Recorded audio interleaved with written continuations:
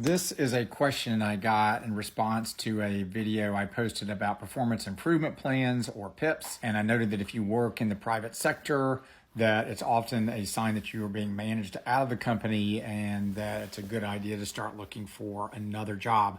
Hi, I'm Tom Spiegel, founder of the Spiegel Law Firm. We represent people who have been fired or afraid that they might be in Maryland, Washington, D.C., and Virginia. One of the things I said in the video is you might want to find out, is your company one in which people survive performance improvement plans? So the question is, how do you find out if people have been successful in their PIPs? I would say in the same way that you might find out that your colleagues are sleeping together, that is people talk, right? The short answer is there's no official way you find out in the private sector whether it's common practice for your employer to fire people after they've been on a PIP. The only other way is to look at the PIP itself. Does it have the factors that suggest that the company's being sincere in trying to get you to stay?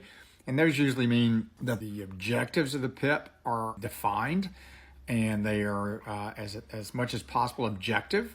So you know exactly what you need to meet and you can meet those, as opposed to something more amorphous like you need to improve your attitude, because who gets to determine whether or not your attitude has been improved?